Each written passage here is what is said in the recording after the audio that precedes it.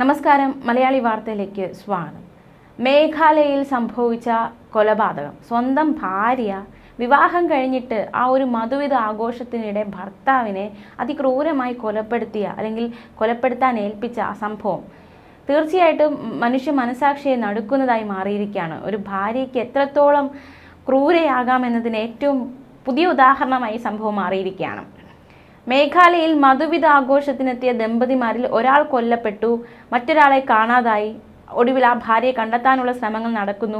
ഇതിനിടയിലാണ് ഭാര്യ തന്നെയാണ് ഇതിലെ വില്ലത്തി എന്ന ചുരുള് പോലീസ് അഴിച്ചെടുത്തത്. ഭാര്യയും കാമുകനും ചേർന്നാണ് ആസൂത്രിതമായിട്ട് ഈ കൊലപാതകം നടത്തിയിരിക്കുന്നതെന്നാണ് പോലീസ് കണ്ടെത്തിയത്. പോലീസിനെ പോലും നടുക്കുന്ന കണ്ടെത്തൽ, ഉറ്റവരെ ഏറെ വേദനിപ്പിച്ച സംഭവം. കാമുകനൊപ്പം ജീവിക്കണമെങ്കിൽ അത് അങ്ങനെ ആയിക്കൂടെ, ഒരാളെ കൊലപ്പെടുത്തിയിട്ടാകണമോ എന്ന് ചുറ്റുമുള്ളവരും ചോദിച്ച ആ ഒരു നിമിഷങ്ങൾ തീർച്ചയായിട്ടും അതിക്രൂരമായ കൊലപാതകം. ഒന്നും അറിയാത്ത ഒരു മനുഷ്യൻ ഈ ഒരു കാമുകിയുടെയും ഒരു കൊടും ക്രൂരതയിൽ അകപ്പെട്ടു പോയി, ജീവൻ നഷ്ടമായി പോയി എന്ന് വിലപിക്കുകയാണ് ഉറ്റവർ. ഇൻഡോറിൽ നിന്നുള്ള രാജ രഘുവംശി 29 വയസ്സുകാരൻ, ഭാര്യ സോനം 25 വയസ്സുകാരി. ഇവരുടെ വിവാഹം കഴിഞ്ഞിട്ട് ദിവസങ്ങളെ ആകുന്നുള്ളൂ. 10ാം നാളാണ് മധുവിധ ആഘോഷിക്കാനായി മധ്യപ്രദേശിൽ നിന്നും മേഘാലയയിലേക്ക് ഇവർ എത്തിയത്. ഷില്ലോങ്ങിൽ പലയിടങ്ങളായി ഇരുവരും 2 ദിവസത്തോളം കറങ്ങി മധുവിധ ആഘോഷിച്ചു. പിന്നാലെ ഇവരെ കാണാതാകുന്നു. ഇവർ എവിടെ പോയി? ഇവരെ കണ്ടെത്താനുള്ള ശ്രമങ്ങൾ നടക്കുന്നു. തിരോധാനം സംബന്ധിച്ച് പോലീസ് അന്വേഷണം നടത്തുന്നു. പക്ഷേ യാതൊരു രീതിയിലുള്ള ഇവരെ കണ്ടെത്താനുള്ള ശ്രമങ്ങളൊക്കെ വിഫലമാകുന്നു. ഒടുവിൽ ഡ്രോൺ ഉപയോഗിച്ചടക്കം അന്വേഷണം നടത്തുന്നു. ഈ ഡ്രോൺ ഉപയോഗിച്ചുള്ള അന്വേഷണത്തിലാണ് രാജയുടെ മൃതദേഹം ഒരു വെള്ളച്ചാട്ടത്തിനടിയിലുള്ള മലയിടുക്കിൽ നിന്നും കണ്ടെത്തിയത്. തുടർന്ന് ഭാര്യയ്ക്കായുള്ള അന്വേഷണം പോലീസ് നടത്തി തുടങ്ങി.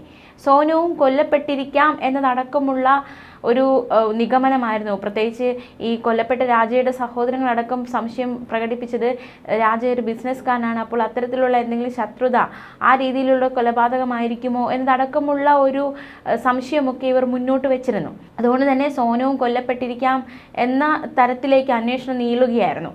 ഇതിനിടെ തൻ്റെ സഹോദരി മരിച്ചിട്ടില്ലെന്നും കൊല്ലപ്പെട്ടതുപോലെയാണ് പോലീസ് അന്വേഷണം നടത്തുന്നതെന്നും വിമർശിച്ച് സോനത്തിൻ്റെ സഹോദരൻ രംഗത്ത് വരുന്ന സാഹചര്യമുണ്ടായി. അങ്ങനെ അന്വേഷണം ശക്തമാകുന്നു. പഴുതുകൾ അടച്ച് പോലീസ് അന്വേഷിക്കുന്നു. അന്വേഷണത്തിനൊടുവിലാണ് ഇത്തരത്തിൽ ഈ ഭാര്യ തന്നെയാണ് സ്വന്തം ഭർത്താവിൻ്റെ ജീവൻ എടുക്കാൻ കാരണക്കാരി എന്ന ഒരു സത്യത്തിലേക്ക് അന്വേഷണ സംഘം എത്തുന്നത്. കൊല്ലപ്പെട്ടെന്ന് കരുതിയ ഭാര്യ തന്നെ കൊലയാളിയാകുന്ന സാഹചര്യം. മാത്രമല്ല കാമുകൻ, വാടക കൊലയാളി അടക്കമുള്ള വില്ലന്മാർ പുറത്തേക്ക് വരികയായിരുന്നു. സിനിമാ കഥയെ പോലും വെല്ലുന്ന തരത്തിലുള്ള സംഭവവികാസങ്ങൾ. മെയ് 11-നാണ് ഇരുവരും വിവാഹിതരായത്. ഇൻഡോറിൽ വെച്ച് വളരെ ഗംഭീരമായി ആഡംബരമായി നടത്തിയ ചടങ്ങുകൾ, വിവാഹം. അങ്ങനെ വിവാഹം എന്ന ആ ഒരു കടമ്പയിലേക്ക് ഇരുവരും കടന്നു. വിവാദങ്ങൾക്കിടെയാണ് ഇവരുടെ വീഡിയോ പുറത്തു വന്നത്. ചുവപ്പ് സാരി ധരിച്ച സോനത്തിൻ്റെ നെറുകയിൽ സിന്ദൂരം ചാർത്തി രാജ. പക്ഷേ താൻ അറിഞ്ഞിരുന്നില്ല തൻ്റെ കാലത്തേക്കാണ് താൻ സിന്ദൂരം ചാർത്തുന്നത്. ദൃശ്യങ്ങളിൽ, അതായത് ഇവരുടെ ഒരു വിവാഹ വീഡിയോ അടക്കം പുറത്തു വന്നിരുന്നു. ഈ ഒരു വിവാഹ വീഡിയോയിലാണ് ഇത്തരത്തിൽ ഈ സിന്ദൂരം ചാർത്തുന്ന രീതിയിലുള്ള വീഡിയോ ആണ്. ദൃശ്യങ്ങൾ ഇരുവരെയും വളരെ സന്തോഷത്തോടെ, വളരെ ആഹ്ലാദത്തോടെ നടന്ന ഒരു കല്യാണം. വിവാഹം കഴിഞ്ഞ് ദിവസങ്ങൾക്കകമാണ് രണ്ടുപേരും മധുവിധ യാത്രയ്ക്കായുള്ള പദ്ധതികൾ. തീർച്ചയായും സ്വാഭാവികമായിട്ട് വിവാഹം കഴിഞ്ഞ് ഹണിമൂൺ, അത് എല്ലാവരും പദ്ധതിയിടുന്നതാണ്. അത്തരത്തിൽ ഹണിമൂൺ പദ്ധതിയിടുന്നു. കശ്മീരിൽ പോകാനായിരുന്നു ആദ്യം തീരുമാനിച്ചത്. പക്ഷേ യാത്രാ പദ്ധതി മേഘാലയയിലേക്ക് മാറ്റി. അങ്ങനെ മെയ് 20-ാം തീയതിയാണ് രണ്ടുപേരും ഇൻഡോറിൽ നിന്ന് ബംഗളൂരു വഴി ഗുവാഹട്ടിയിലെത്തി കാമക്യ ക്ഷേത്രം ഉൾപ്പെടെ സന്ദർശിക്കുന്നത്. 21-ാം തീയതി വൈകുന്നേരത്തോടെ മേഘാലയയുടെ തലസ്ഥാനമായ ഷില്ലോങ്ങിൽ ദമ്പതികൾ എത്തുന്നു. അവിടെ ബാലാജി ഗസ്റ്റ് ഹൗസിൽ അന്ന് രാത്രി ഇരുവരും താമസിക്കുന്നു. പിറ്റേന്ന് രാവിലെ ഇരുവരും കീറ്റ് റോഡിലൂടെ ഒരു സ്കൂട്ടി വാടകയ്ക്ക് എടുക്കുന്നു. അവിടെ ഈ സ്കൂട്ടിയിൽ കറങ്ങാം എന്ന തീരുമാനത്തിലേക്ക് ദമ്പതികൾ എത്തുന്നു. 3 ദിവസത്തിനകം തിരിച്ചെത്തുമെന്നും ആവശ്യമെങ്കിൽ വിളിക്കാമെന്നും ഗസ്റ്റ് ഹൗസ് മാനേജറെ അറിയിക്കുന്നു. നേരെ ചിറാപുഞ്ചിലേക്ക് പോകുന്നു. അന്ന് വൈകുന്നേരം ഈസ്റ്റ് ഗാസി ഹിൽസിലെ മൗലഗിയാത്ത് ഗ്രാമത്തിൽ ഇരുവരും എത്തി. പാർക്കിംഗ് സ്ഥലത്ത് സ്കൂട്ടി വെച്ച് ട്രക്കിങ്ങിന് പോയി ഒരു ഹോം സ്റ്റേയിൽ താമസിക്കുകയും ചെയ്തു. പ്രാദേശിക ടൂറിസ്റ്റ് ഗൈഡ് ഇവർക്കൊപ്പം ഉണ്ടായിരുന്നു.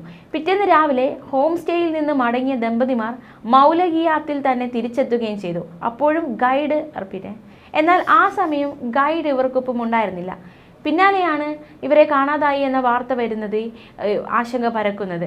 കാണാതാവുന്നതിന് മുന്നേ സോനം രാജയുടെ അമ്മയെ വിളിച്ച് യാത്രാ വിവരങ്ങളെക്കുറിച്ചൊക്കെ വ്യക്തമാക്കിയിരുന്നു, അതിനെക്കുറിച്ചെല്ലാം സംസാരിച്ചിരുന്നു. പിന്നീട് രണ്ടുപേരെ ഫോണിന് വിളിച്ചിട്ട് കിട്ടുന്നില്ല, ഫോണുകൾ കിട്ടാത്ത സാഹചര്യമായി. ഇതെല്ലാം ചുറ്റുമുള്ളവർക്ക് ആശങ്ക, അതായത് ഉറ്റവർക്ക് ആശങ്ക ജനിപ്പിക്കുന്നു. ചുറ്റുമുള്ള പ്രദേശങ്ങളിൽ ഇവരെ കണ്ടെത്താനുള്ള ശ്രമങ്ങൾ ഊർജിതമാക്കി, പക്ഷെ കണ്ടെത്താൻ സാധിച്ചില്ല. 24 മണിക്കൂർ കഴിഞ്ഞ് ഈസ്റ്റ് ഗാസി ഗ്രാമത്തിൽ ഇവർ സഞ്ചരിച്ച സ്കൂട്ടി ഉപേക്ഷിക്കപ്പെട്ട നിലയിൽ അന്വേഷണ സംഘം കണ്ടെത്തി. താക്കോൽ വാഹനത്തിൽ തന്നെ ഉണ്ടായിരുന്നു. ഇതായിരുന്നു ഏറെ സംശയത്തിലേക്ക് നയിച്ചത്. സ്കൂട്ടി ഉടമയെ കണ്ടെത്തി. പോലീസ് ആ വഴിക്ക് അന്വേഷണം നടത്തി. പക്ഷേ ഈ കാണാതായവരെ പറ്റി യാതൊരു തുമ്പും അല്ലെങ്കിൽ യാതൊരു വിവരവും കണ്ടെത്താൻ സാധിച്ചില്ല. പലയിടത്തും പോലീസ് അന്വേഷണം നടത്തി, അവരെ കണ്ടെത്താൻ സാധിച്ചില്ല. 10 ദിവസങ്ങൾക്ക് ശേഷമാണ് വെയ്സാങ് ഡോങ് വെള്ളച്ചാട്ടത്തിന് സമീപം നടത്തിയ ഡ്രോൺ പരിശോധനയിൽ രാജയുടെ മൃതദേഹം കണ്ടെത്തിയത്. 100 അടി താഴ്ചയുള്ള മലയിടുക്കിലാണ് അഴുകിയ നിലയിലായിരുന്നു മൃതദേഹം കണ്ടെത്തിയത്. വലത് കൈയിലെ രാജ എന്നു പേരുള്ള ടാറ്റുവും സ്മാർട്ട് വാച്ചുമാണ് മൃതദേഹം തിരിച്ചറിയാൻ സഹായിച്ചത്. സോനുവും കൊല്ലപ്പെട്ടിരിക്കാം എന്ന നിഗമനത്തിലായിരുന്നു പിന്നീട് അന്വേഷണ സംഘം എത്തിയത്. കാരണം ഭർത്താവും ഭാര്യയും ഒന്നിച്ചിറങ്ങുന്നു. അപ്പോൾ ഭർത്താവിനെ കൊലപ്പെടുത്തി അല്ലെങ്കിൽ കൊല്ലപ്പെട്ട നിലയിൽ കാണുമ്പോൾ മറ്റെന്തെങ്കിലും അപായം ഭാര്യയ്ക്ക് സംഭവിച്ചിരിക്കാം എന്ന രീതിയിലായിരുന്നു ആദ്യമൊക്കെ അന്വേഷണം. ഇതിനിടയിലാണ് ഏറ്റവും നിർണായകമായി 2 ദിവസം കഴിഞ്ഞ് സോനം ധരിച്ചിരുന്ന മഴക്കോട്ട് കണ്ടെത്തിയത്. ഇതോടെ പ്രദേശത്ത് തിരച്ചിൽ ഊർജിതമാക്കി. ഈ കേസിൽ ഏറ്റവും നിർണായകമായത് ടൂറിസ്റ്റ് ഗൈഡിനുണ്ടായ ഒരു സംശയമാണ്. അന്വേഷണത്തിൻ്റെ ഒരു ഘട്ടത്തിൽ ആൽബർട്ട് പീഡെ എന്ന ടൂറിസ്റ്റ് ഗൈഡ് ഒരു മൊഴി നൽകി. ആ മൊഴി കേസിൽ വളരെ വലിയൊരു വഴിത്തിരിവായി. മെയ് 23-ന് ഇരുവരെയും കാണാതായ ദിവസം 3 പുരുഷന്മാർക്കൊപ്പം ദമ്പതികളെ കണ്ടെന്ന് ഇദ്ദേഹം മൊഴി നൽകി. രാജയും മറ്റു 3 പുരുഷന്മാരും മുന്നിലും സ്ത്രീ പിന്നിലുമായിരുന്നെന്നും ഇദ്ദേഹം പറഞ്ഞു. അവർ ഹിന്ദിയിലാണ് സംസാരിച്ചിരുന്നത്, അതുകൊണ്ട് തന്നെ ഒന്നും മനസ്സിലായില്ല. പിന്നീട് ആ 3 പേരിലേക്ക് പോലീസ് അന്വേഷണം വ്യാപിപ്പിക്കുകയായിരുന്നു. ഇതിനിടെ രാജയുടെ പോസ്റ്റ്മോർട്ടം റിപ്പോർട്ടും പുറത്തു വന്നു. ആഴത്തിലുള്ള 1-ലധികം മുറിവുകൾ ശരീരത്തിലുള്ളതായും തലയുടെ മുൻവശത്തും പിൻഭാഗത്തും മാരകമായ മുറിവുണ്ടായിരുന്നതായും റിപ്പോർട്ടിൽ വ്യക്തമാക്കിയിരുന്നു. മരം മുറിക്കാൻ ഉപയോഗിക്കുന്നത് പോലുള്ള ഉപകരണം കൊണ്ടായിരിക്കണം കൊലപ്പെടുത്തിയതെന്നായിരുന്നു പോലീസ് വ്യക്തമാക്കിയത്. എന്തായാലും സോനത്തിൻ്റെ കോൾ റെക്കോർഡുകൾ വഴി അന്വേഷിക്കുന്നു പോലീസ്. ഇതോടെ രാജ് കുശ്വാഹ എന്ന ആളുമായി സോനം പതിവായി സംസാരിച്ചിരുന്നു, ഇയാളുമായി നിരന്തരം ഫോണിൽ സംസാരിച്ചിരുന്നു എന്നതടക്കമുള്ള നിർണായക കണ്ടെത്തൽ നടത്തുന്നു. അതുകൊണ്ട് തന്നെ പോലീസ് സംഘം ആ രീതിക്ക് അന്വേഷണം വ്യാപിപ്പിച്ചു. സോനത്തിൻ്റെ സഹോദരൻ്റെ കടയിലെ ജോലിക്കാരനായിരുന്നു രാജ് കുശ്വാഹ എന്നാണ് കുടുംബം വ്യക്തമാക്കുന്നത്. സോനുവും കുശ്വാഹയും തമ്മിൽ ഏറെ നേരം ഫോണിൽ സംസാരിക്കാറുണ്ട്, അവർ ഒരുപാട് നേരം ഫോണിലൂടെ ബന്ധപ്പെടാറുണ്ട് എന്നതടക്കമുള്ള കണ്ടെത്തലുകൾ പിന്നീട് ഉണ്ടായി. ഇതിനിടെ ലളിത്പൂരിൽ വെച്ച് ദമ്പതിമാർക്കൊപ്പം ഉണ്ടായിരുന്നവരിലെ ആകാശ് രാജ്പുത് എന്നയാളെ പോലീസ് പിടികൂടി. വിശാൽ, രാജ് കുശ്വാഹ എന്നിവരെ ഇൻഡോറിൽ വെച്ച് പിടികൂടി. ആനന്ദ് എന്നയാളെ സാഗറിൽ നിന്ന് അറസ്റ്റ് ചെയ്തു. രാജ് കുശ്വാഹയാണ് കൊലപാതകത്തിന് പിന്നിലെന്ന് പോലീസ് പിന്നീട് കണ്ടെത്തുകയും ചെയ്തു. കൊല നടത്തി മേഘാലയയിൽ നിന്ന് ഉത്തർപ്രദേശിലേക്ക് മുങ്ങിയതായിരുന്നു സോനം. രാത്രി 1 മണിയോടെ അവിടെ ഒരു തട്ടുകടയിലെത്തി ഉടമയോട് ഒരു കോൾ ചെയ്യുന്നതിന് ഫോൺ ആവശ്യപ്പെട്ടു. ഇതും ഏറെ നിർണായകമായി. അതായത് തട്ടുകടയിൽ നിന്നുള്ള ആ ഫോൺ കോളും കേസിൽ വളരെ നിർണായകമായി മാറി. കുടുംബത്തെ വിളിച്ച് കരഞ്ഞ് എന്തൊക്കെയോ പറഞ്ഞെന്ന് കടയുടമ സാഹിൽ യാദവ് പോലീസിനോട് വ്യക്തമാക്കി. അവർക്ക് മാനസിക പ്രശ്നമുള്ളതായി തനിക്ക് തോന്നിയെന്നും കുടുംബാംഗവുമായി സംസാരിച്ച ശേഷം അവൾ നിൽക്കുന്ന സ്ഥലം അവർക്ക് പറഞ്ഞു കൊടുക്കുകയും ചെയ്തു. പിന്നാലെ സഹോദരൻ വിളിച്ച് അവൾ അവിടെയുള്ളതായി പോലീസിൽ അറിയിക്കാൻ ആവശ്യപ്പെട്ടെന്നും സാഹിൽ വ്യക്തമാക്കി. തുടർന്ന് സോനം സ്വമേധയാ പോലീസിൽ കീഴടങ്ങുകയായിരുന്നു. ഈ കൊലപാതകം നടന്ന ശേഷം സോനം മറ്റു 3 പേരുമായി ഗുവാഹട്ടിയിലേക്കാണ് പോയത്. രാജയെ വിജനമായ ഒരിടത്തേക്ക് സോനം തന്ത്രപൂർവ്വം എത്തിച്ച് അവിടെ കാത്തുനിന്ന പ്രതികൾ കൊലപ്പെടുത്തുകയായിരുന്നുവെന്നാണ് പോലീസ് കണ്ടെത്തിയിരിക്കുന്നത്. ഹണിമൂണിന് മുന്നേ തന്നെ കൊലപാതകത്തിനും അത് കഴിഞ്ഞുള്ള കവർച്ചയ്ക്കും പദ്ധതിയിട്ടിരുന്നു. മുഴുവൻ സ്വർണ്ണാഭരണങ്ങളും ധരിച്ചാണ് രാജ മധുവിധുവിനെത്തിയത്. സോനവും രാജയും അവരവരുടെ വീടുകളിൽ നിന്നാണ് വിമാനത്താവളത്തിൽ എത്തിയത്. രാജ മുഴുവൻ ആഭരണവും ധരിച്ചു പോകുന്നതിനെ വീട്ടുകാർ എതിർത്തിരുന്നു. പക്ഷേ സോനം പറഞ്ഞിട്ടാണ് അങ്ങനെ പോകുന്നതെന്നും അവൾക്ക് അങ്ങനെയാണ് തന്നെ കാണാൻ ആഗ്രഹമെന്നും രാജ മാതാപിതാക്കളോട് പറഞ്ഞു. ഡയമണ്ട്, അതുപോലെ തന്നെ സ്വർണ്ണാഭരണങ്ങൾ ഉൾപ്പെടെ 10 ലക്ഷത്തോളം രൂപയുടെ ആഭരണങ്ങളായിരുന്നു ധരിച്ചത്. അത് ഈ സോനത്തിൻ്റെ നിർദ്ദേശപ്രകാരമാണ് രാജ അത് ധരിച്ചെത്തിയത്. അത് ഇയാളെ കൊലപ്പെടുത്തി അത് കൈക്കലാക്കുകയായിരുന്നു സോനത്തിൻ്റെയും മറ്റുള്ളവരുടെയും പദ്ധതി.